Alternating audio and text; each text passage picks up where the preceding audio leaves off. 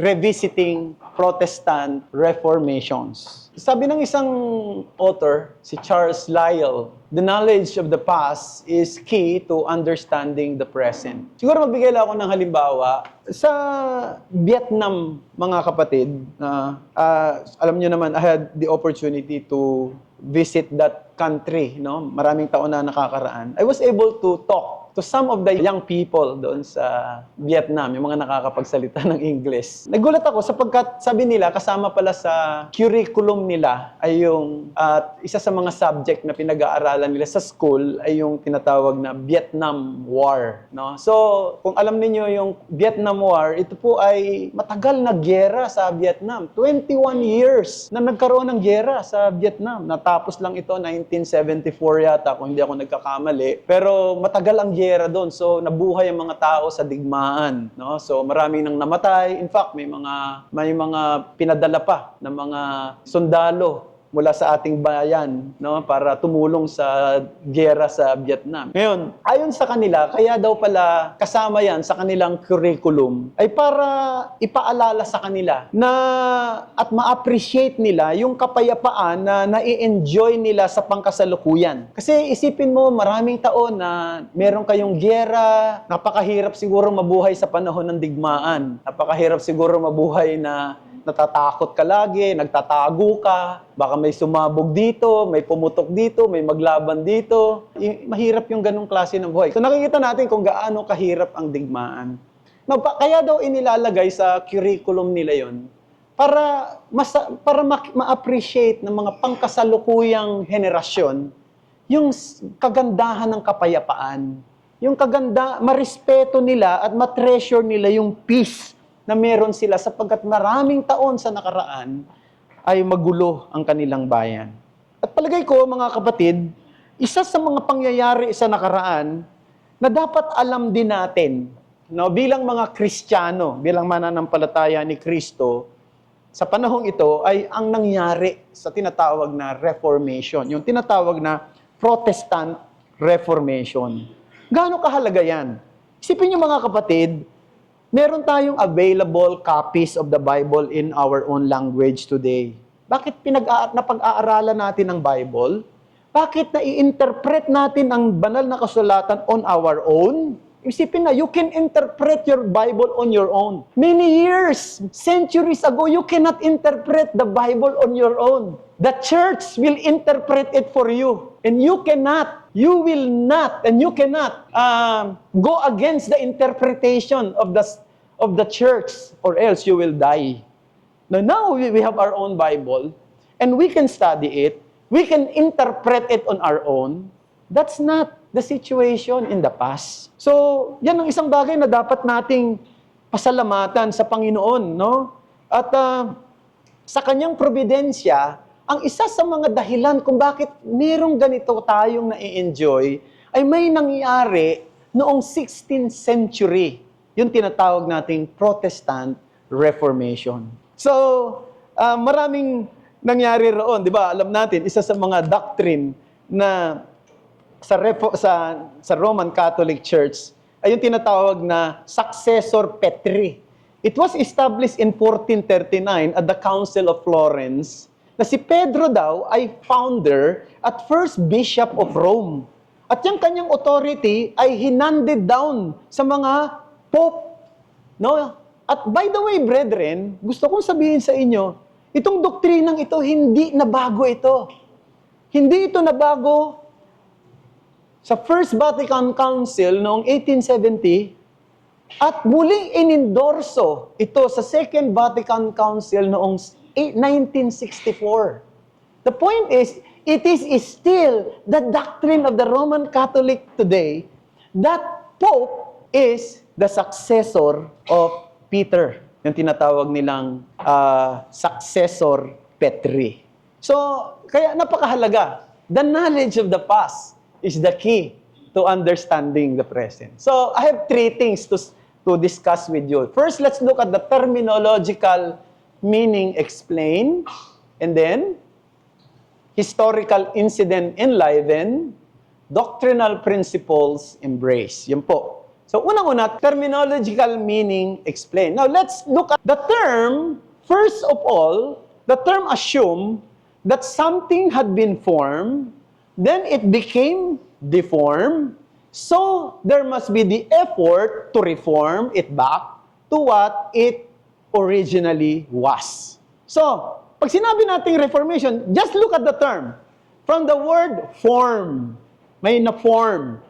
Pero pagkatapos ng ilang panahon, na-deform. Kaya yung reformation is an attempt to reform, to bring it back to the original meaning. So, kasi the next 1,500 years, the church began to drift. So, the church was built by Christ through the years. The church progressed through the work of the apostle and the great men of God in history. But the next 1,500 years, the church began to drift. So yan ang dapat nating tandaan. Pagkatapos ng mawala yung mga apostol at yung kanilang mga successor, na mga kung tawagin natin ay church fathers, pagkatapos no, nag-drift ang church.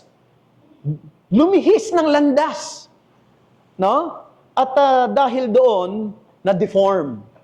At itong reformation is an attempt to bring back the church into original meaning and practice of it. Now, another term, okay, so the reformers led the way to bring back the church to what it originally was. Now, let's go to another term, Protestant. Kasi medyo negative lagi yung term na Protestant sa marami. Pero gusto kong lang sabihin, kung usisain natin yung salitang Protestant, no? The word Protestant is actually not a negative term. It is derived from the Latin preposition pro, meaning for, and the infinitive testare, to witness.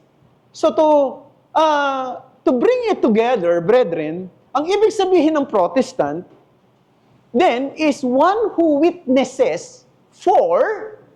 A Protestant witnesses for Jesus Christ and the Word of God. Pag sinabi nating Protestant, ibig sabihin, witnesses, saksi ng katotohanan, saksi ng Panginoong Jesucristo at ng Kanyang salita. So yun ang dapat nating maintindihan sa bagay na ito. So Protestantism is not merely a protest against ecclesiastical, I don't know if I've put that yan. It is not merely a protest against ecclesiastical corruption and false teaching. It is revival of the biblical faith, a revival of New Testament Christianity. Now, kasi madalas pag sinasabi nating Protestant, nagpo-protesta.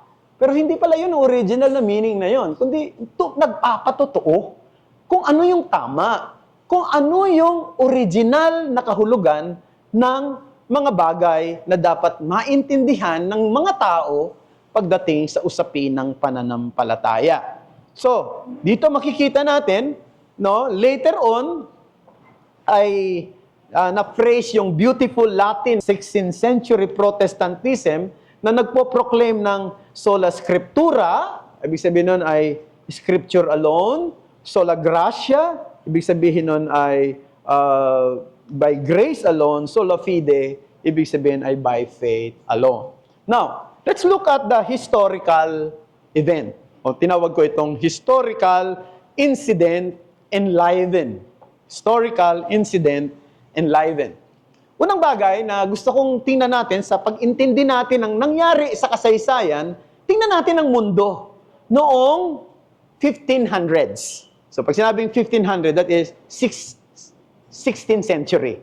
So, 16th century. So, going back to 500 years ago, mahigit na 500 years ago. Ano ang mundo nung panahon na yon? Now, hindi natin siyempre malalaman ang lahat. Pero gusto ko sabihin, sa panahong yan, nandyan si Leonardo da Vinci. Isang sikat na artist, sculpture, na siyang bantog sa panahon ng Renaissance, na siyang kilala, na siyang gumuhit ng tinatawag na Mona Lisa, Lord's Supper, at marami pang iba. Yan ay sa panahon ng 1500s. And then, andyan din, sa panahong ito, si Christopher Columbus. O sino si Christopher Columbus? He is the one who discovered the continent of America. Now, ulitin ko, hindi yung United States of America, kundi yung continent ng Amerika. No? Siya ang nakadiscover. Yan ay noong 1600 din. Si Christopher Columbus na isang explorer, na-discover niya ang isang kontinente. Yan ay ang tinatawag na American continent. At doon niya nalaman na ang mga original pala talaga ng mga Americans ay mga Indians, no? Mga red Indians. Sino si Copernicus? Si Copernicus, ang siyang unang-unang nagsabi na ang mundo ay umiikot sa araw. Hindi ang araw ang umiikot sa mundo. Si Copernicus, in fact, nauna pa siya kay Galileo Galilei. Ito, in-expand ni Galileo Galilei yung discovery ni Copernicus. Nung 1500 din.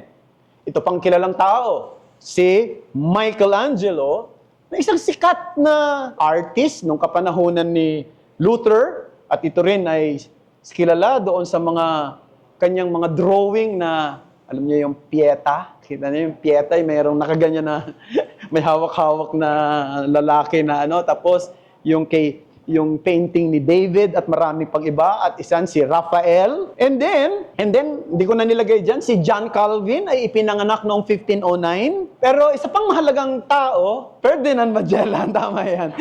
Si Ferdinand Magellan ay dumating sa Pilipinas noong 1521. So ito ang mundo in summary noong kapanahunan ni Martin Luther. Now, let's go to the state. Meron tinatawag noon na kung tawagin ay Holy Roman Empire. Ito ang Holy Roman Empire nung panahon na yon. Now, ulitin ko, iba yung Roman Empire at saka yung Holy Roman Empire. Ang Roman Empire, ito yung imperyo na tinayo ng mga Romano na nagtapos noong 410 AD noong i-ransack ng mga barbarian mula sa north, ang Rome, at bumagsak ang Roman Empire. 410 AD, bumagsak ang Roman Empire. Pagkatapos ng 400 taon, nang nai-establish na yung Europe, si Pope Leo ay nagpasya na tawagin itong kabuuhan ng lugar na ito na Holy Roman Empire. Pero sabi nga ng marami, Holy Roman Empire. Hindi ito holy. Hindi rin naman to Roman. Kasi wala na mga Romans nung panahon na rin. No?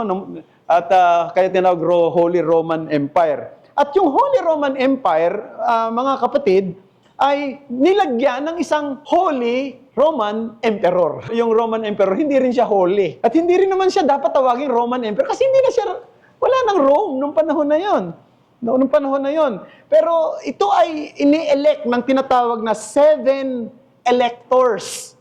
At isa sa mga electors dyan ay yung elector from Saxony. No? Ayan, ay ang tawag sa kanya ay si Frederick the Wise. Si Frederick the Wise ay elector. Isa sa mga elector ng Emperor, Holy Roman Emperor. Ito si Charles V, siya ang Holy Roman Emperor nung panahon na yon. Now, ulitin ko, alam nyo, just for your knowledge, o maaaring alam na ng iba, si Charles V ay siya yung, bago siya naging Holy Roman Emperor, siya ang hari ng Spain. Siya yung nag-commission kay Magellan na mag-explore dito sa lugar natin para maghanap ng spices, kung tawagin, di ba? So, siya yung nag-commission. Ngayon, noong panahon ni Martin Luther, siya ay naging na-elect bilang Holy Roman Emperor. Siya tinatawag na Charles V. Ngayon, isang lugar sa Holy Roman Empire, kung tawagin ay Saxony. Now, itong lugar na to, kung titingnan mo yung mapa, ito ay Germany. Pero noong panahon na yan, hindi pa nabubuo yung bayan ng Germany. Wala pang Germany noong panahon na yon. Pero yan ay Germany. Yung lugar na yan. At yung Saxony, isa yan sa lugar, isang malaking lugar sa bayan ng Germany sa panahon natin. Bagamat sabi ko nga, nung panahon na yan, hiwa-hiwala yan. Kaya may Bohemia, di ba? May Wittenberg, may Berlin. Parang yan ay separate cities. Parang hindi siya isang bansa. Pero nung panahon na yon, nagsisimula na ang mga tao na mag-isip ng consciousness na magkaroon ng isang bayan. So nagsisimula na silang mag-creep in sa kanilang mind yung panahon na yan. Pero nung panahon ni nung itong Saxony ay isang lugar yan doon sa tinatawag nating Germany, no? At doon sa lugar na yan, ang siyang elector doon ay ang pangalan ay si Frederick the Wise. Yan ang pangalan niya. Sa Elector of Saxony. So si Frederick the Wise. So yan yung state, no? So mula tayo sa mundo, napunta tayo sa estado, sa bahagi ng Europa, ito yung kung tawagin natin ay Germany sa panahon ngayon. Now let's go to the church. What is the church during that time? Noong ma-inaugurate na yung coronation ni Charles V na bilang Holy Roman Emperor, nangako siya na susuportahan niya at poproteksyonan niya ang Roman Catholic faith, no, at ang Pope. Yun ang kanyang commitment. Pero merong isang comment si Jim Cromatry sa kanyang libro na A Mighty Fortress is Our God. Sabi niya, Rome's greatest power came from her claims to be the sole way of salvation. Kasi ito yung paniniwala ng Roman Catholic na ang kaligtasan, ang magiging daan ng kaligtasan ay ang iglesia. It was taught that there was no salvation outside of the Roman Catholic Church. The grace of God was said to flow only through the priest and the sacraments. Thus, the very threat of excommunication was enough to make the bravest tremble with fear.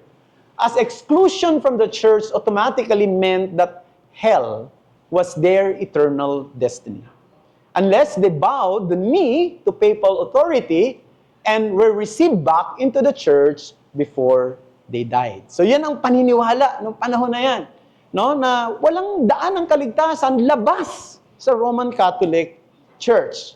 Sapagkat kung ikaw ay may paniniwala ng labas sa ganong klase ng paninindigan, you are subject for excommunication.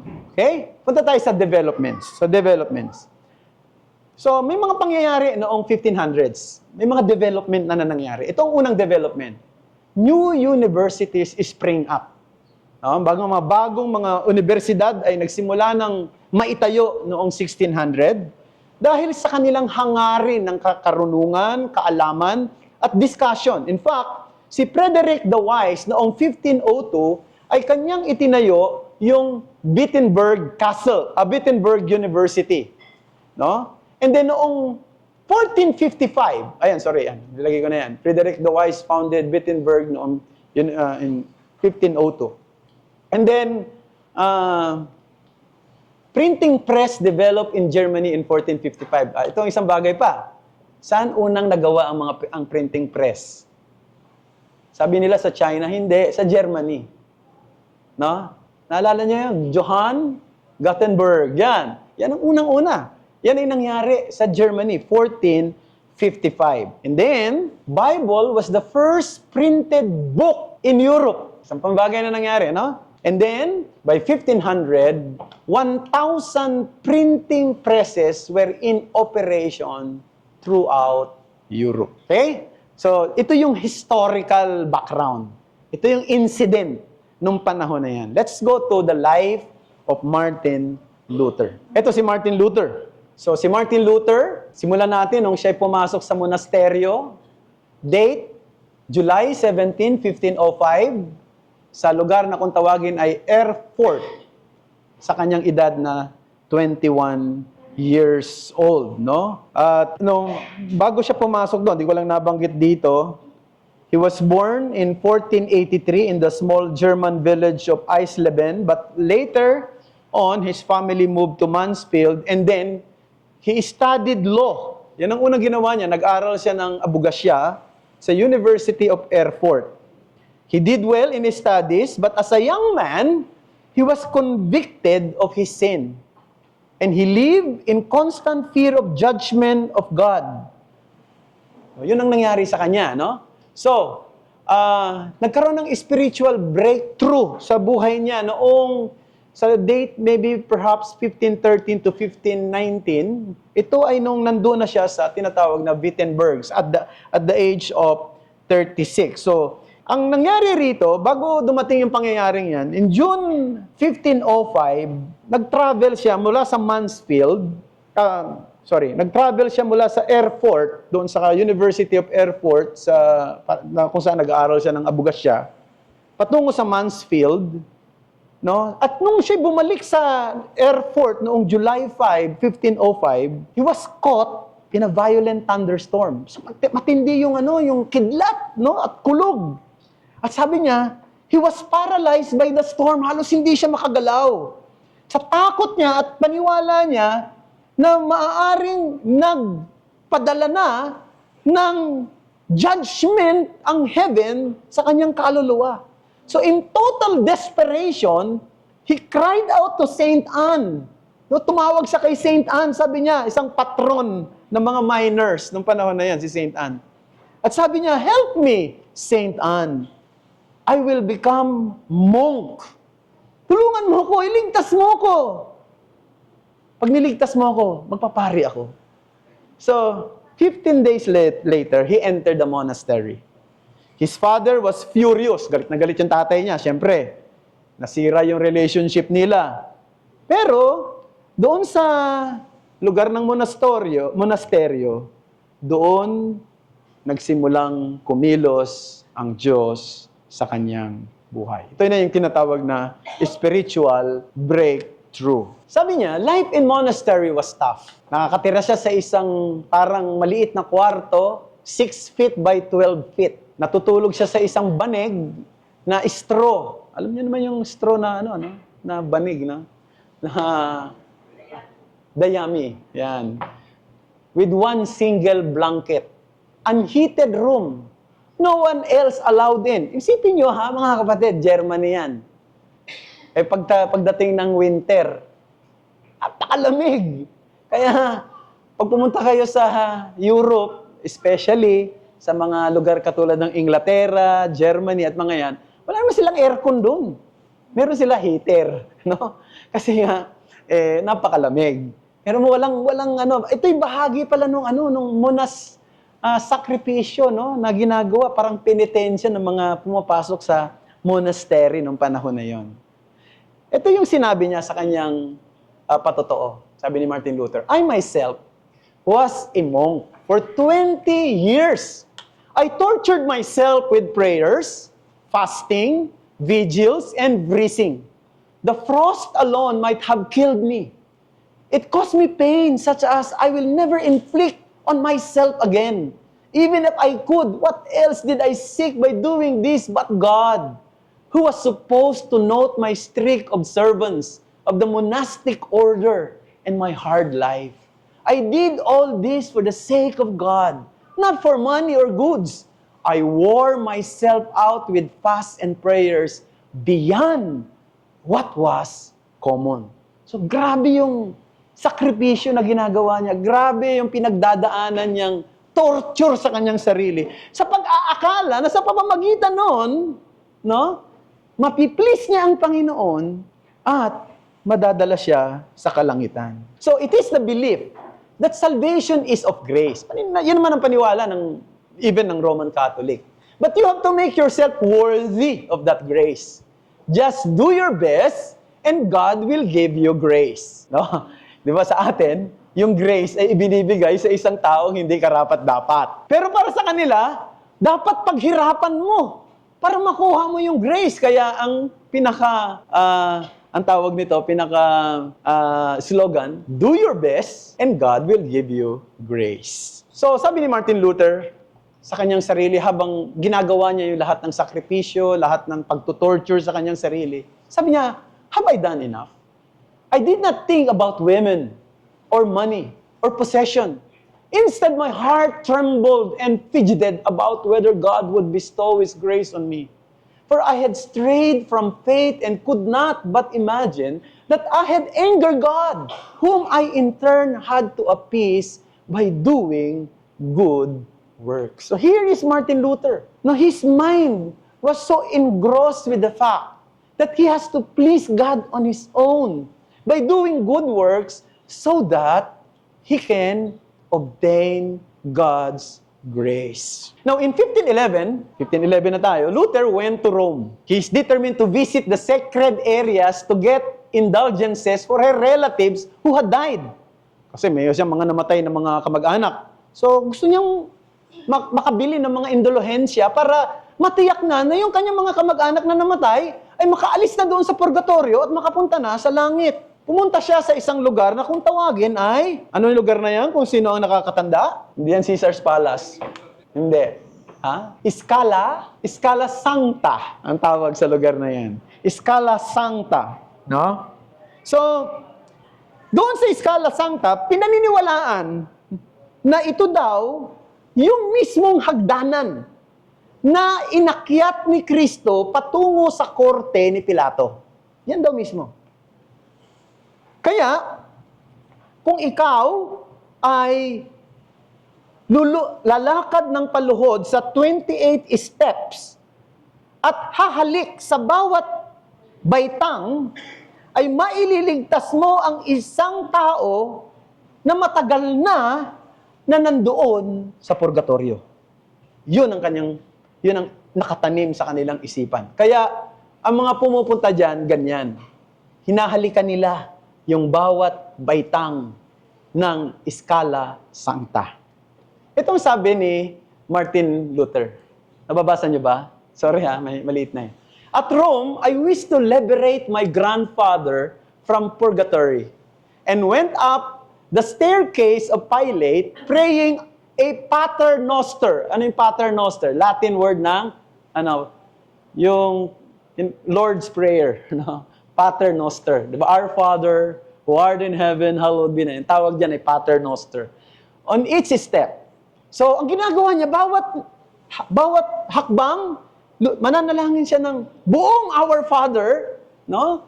Hahakbang na naman buong Our Father 28 times. For I was convinced that he who prayed thus could redeem his soul.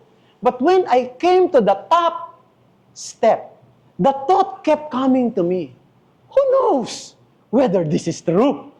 So, meron na rin siyang pag-iisip, tama kaya ito? No?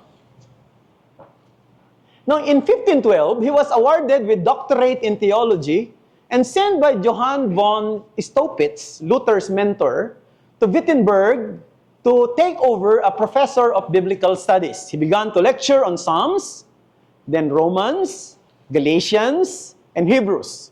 Providentially, nung panahon na yon, natapos na yung publication ng Greek New Testament na sinulat ni Erasmus. No? So, nagkaroon na siya ng access sa Greek na siyang original na lingwaheng ginamit sa bagong tipan. While Luther's date of conversion is debated, the nature of his conversion itself remains remarkable. For Luther, real faith meant coming to grips with righteousness of God. Diakosone theou, Romans chapter 1, verse 17. The just shall live by faith. Now, as Luther reflected on the righteousness of God, he did not embrace. Rather, he stated, I hated the righteous God who punishes sinners. Thus, I raged with a fierce, troubled, and conscience. Naiinis siya eh. Galit siya doon sa Diyos na matuwid. Kasi dahil ang Diyos ay matuwid, ang mga makasalanan ay kinakailangan parusahan at doon galit na galit siya sa katotohanan yan. He hated the righteousness of God because he knew that he could not achieve such a standard. Alam niya, napakataas ng standard ng Diyos eh. Hindi niya kaya itong maabot. Kaya galit na galit siya sa katotohanan ang Diyos ay righteous. He finally realized that the righteousness that Paul referred to it is not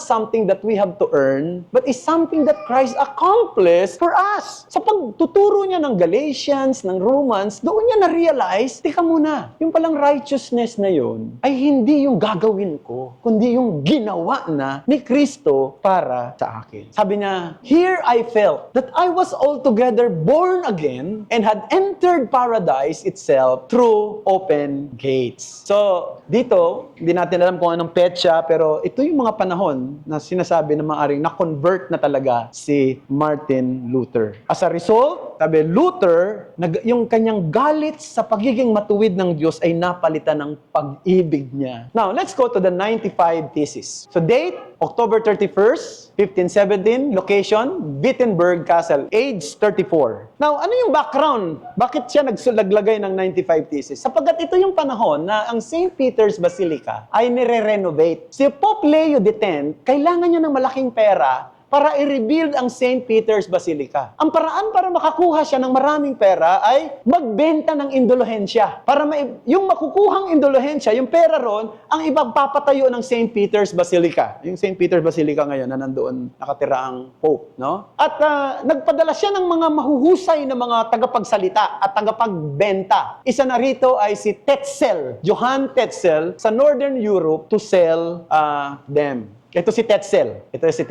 So pumupunta siya sa bawat lugar. Malapit na siya sa Germany, no? At ito yung kanyang ginagawa. Para siyang salesman. Tetzel went further than official teaching, no? Sabi niya, hindi niyo na kinakailangang magsisi. Kailangan niyo lang bumili ng indulgence, no? Ito yung sales pitch niya. Every time a coin in the coffer rings, a soul from purgatory springs. Bawat tunog ng mga barya, bisipin mo doon sa lagayan ng pera, isang kaluluwa ang nakakalabas sa purgatorio. No? Ano yung kanyang produkto? Ito sinabi niya. Kaya mahusay magsalita to si Johann Tetzel, magaling na salesman to. Sabi niya, even if a person had raped the Virgin Mary, the indulgences powerful enough to give forgiveness. Masin mo yun, kahit na ni-rape mo si Virgin Mary, yung indulgence lang, mapapatawad ka sa kasalanan mo. Ito ang isang mga paraan niya. He is touching the emotion of people. Sabi niya, priest, noble, merchant, wife, youth, young girl, do you not hear your parents and your other friends who are dead and who cry from the bottom of the fiery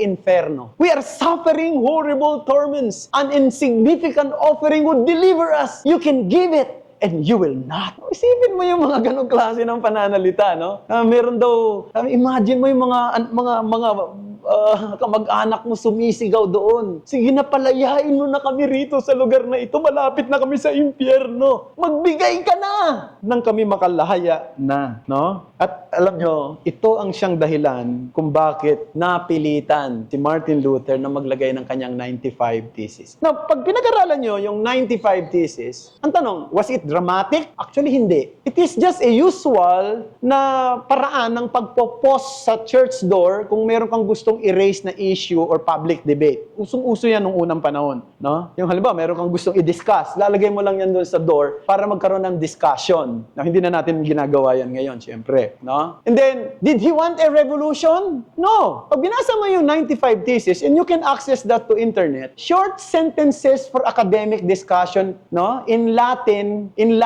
language of academics ang tawag nila dyan. No? So, sa pambagay, was it full of Reformation truth? Actually, no mention about justification by faith alone. No mention about the authority of the Bible. Boring nga pag binasa mo Basahin niyo yan. Medyo boring. What was it? It was a disputation on the power and efficacy of indulgences. Ito'y paglaban niya doon sa kapangyarihan ng indulhensya na hindi totoo. Na kapag bumili ka ng indulhensya, ay maililigtas ang kaluluwa ng isang taong nandoon sa purgatorio. Ito yung comment ni Mark Noll. Si Mark Noll ay isang church historian, no? Sa kanyang librong Turning Point. Sabi niya, none of Luther's inner theological turmoil or his hard-won breakthroughs in understanding Scripture cause even a ripple of the ecclesiastical system. Pag sinabing ripple, yung ikot, di ba? Di ba? Pag naghulog ka ng maliit na bato sa tubig, may ripple, may ikot na ganyan. Sabi niya, yung mga sinabi daw ni Martin Luther doon, halos hindi yan makakagawa ng Kung titingnan mo, makakagawa ng galaw sa isang dagat na napakalaki. Pero ito nangyari. The protest of his 95 thesis against the selling of indulgences in 1517 made him a figure of instant controversy, not so much because of the theology underlying the thesis, but because important church officials, including the Pope, receive a share of monies raised by indulgences sales. Now let's go to the last point, the doctrinal principles embrace. The most usual and favorite ways of describing the theological or doctrinal principle of Reformation is the so-called sola, no? Alam na natin yung mga sola, 5 sola, sola scriptura, sola fide, sola gratia, solus Christus, soli Deo gloria. Pero for the interest of time, let me just focus on the first 2 solas, which I guess would serve as the catalyst for other theological principles, especially in the area of man's relationship with God. Una yung tinatawag na formal principle. Pangalawa, the material principle. Formal principle, the sola scriptura. The material principle is the sola fide. The formal principle, sola scriptura. Protestant believe, as did Paul, that the entire Scripture is God-breathed. That Scripture is the very charter of our salvation.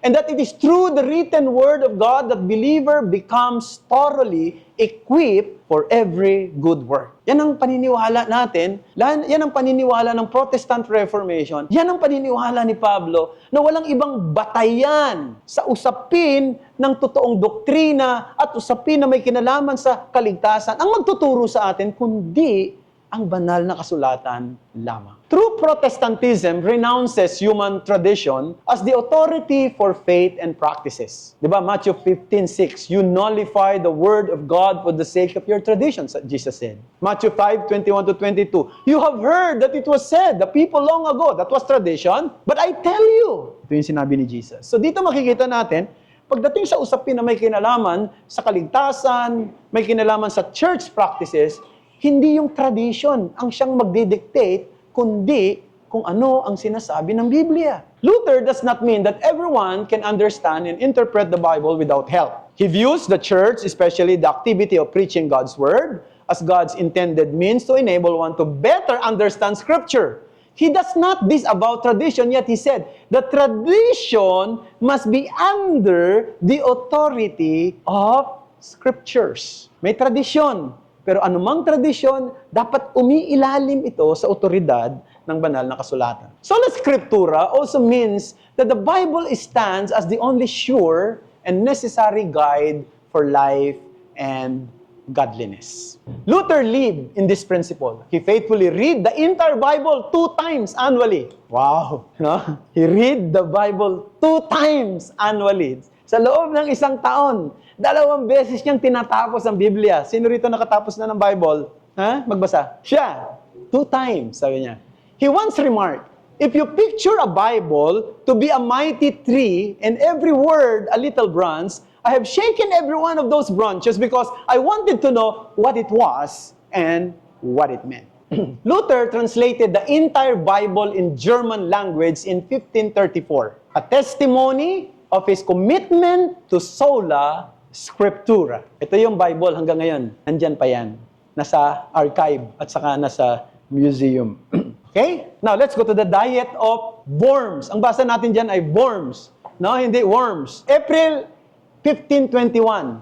April 18, 1521. Location, Worms. Age, 38. Ito si Martin Luther ay humarap kay Charles V, the Holy Roman Emperor. Humarap siya sa kanila sa pag-aakala na i-discuss sa diet of worms yung kanyang pinaninindigan, yung kanyang 95 thesis at lahat ng kanyang writings ay gusto niyang i-discuss sa harap ng mga tao at sa harap ng mga kilalang personalidad nung panahon na yon, no? Ngunit hindi siya binigyan ng pagkakataon. Tinanggihan at dininay yung kanyang request for discussion, no? At sinabi sa kanya, recant, I'll give you time to recant it. Sabi ni Charles V, no? I-recant mo yung mga sinabi mo, sinulat mo. Bibigyan kita ng panahon, no? At ginamit ni Martin Luther yung panahon na yon. Nanalangin siya, nanalangin siya, nanalangin siya. At nang humarap na siya sa diet of worms, sa pag-aakala ng mga ni Charles V, kasama ng ilang mga personalidad ng panahon na yon, princess, bishop, representative of the free cities, ay i-recant niya na yung kanyang sinabi, pero ito yung kanyang sinabi. I am bound to scriptures. I have quoted and my conscience is captive to the word of God. I cannot and I will not retract anything since it is neither safe nor right to go against conscience. I cannot do otherwise. Here I stand. God help me. Amen. Material principle, sola fide. Ang issue sa sola fide ay ganito, how may a person be right with God? Paano ba ang isang tao ay tatanggapin ng Diyos? Protestantism proclaims that faith and faith alone justifies the sinners. That is, declares him righteous in his standing before God. Man in his own effort cannot be accepted unless he is righteous. Yan ang dapat nating tandaan. Yan ang pinaglaban sa Protestant Reformation. Man can only be righteous by obtaining the so-called alien righteousness. That's from Martin Luther, yung salitang alien righteousness. Hindi ka pwedeng maging matuwid kung hindi ka tatanggap ng katuwiran ng iba.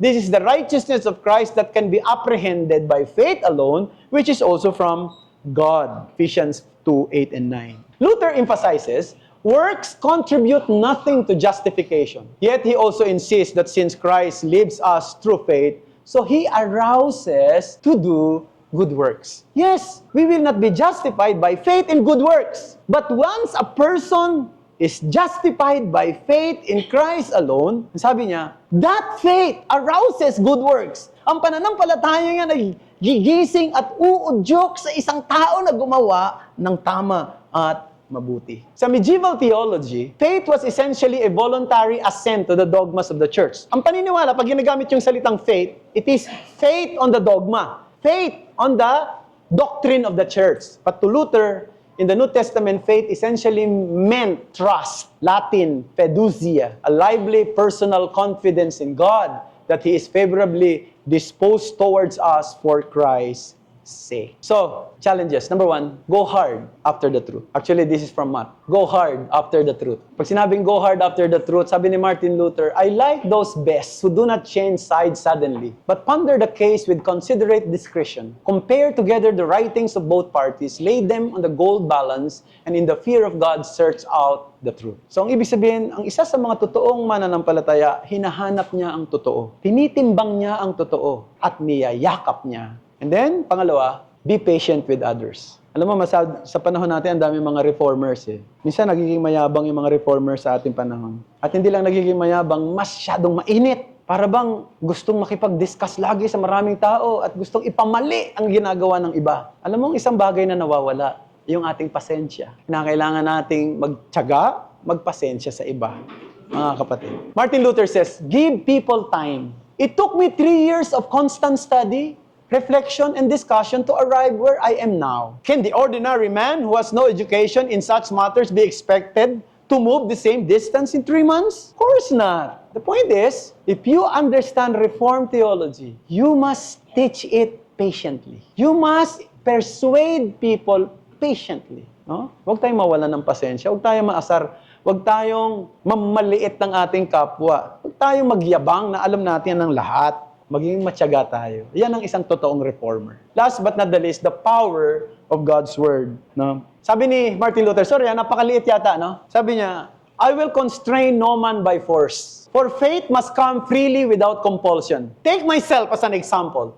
I oppose indulgences and all the papists, but never with force. I simply taught, preach, and write God's Word. Otherwise, I did nothing. And while I slept or drank Wittenberg beer with my friends and Philip and Amsdorf, the Word so greatly weakened the papacy that no prince or emperor ever inflicted such losses upon it. I did nothing. The Word did everything. Ang ganda na sinabi niya rito, no? So, nangaral siya, nagturo siya, nagsulat siya ng salita ng Diyos. Sa totoo, wala akong ginagawa. Hinayaan kong itong kumalat. At habang ako'y umiinom ng beer, kasama ng aking mga kaibigan, ang salita ng Diyos ay patuloy sa kanyang pagkilos. Patuloy sa kanyang pagkilos sa puso ng mga tao.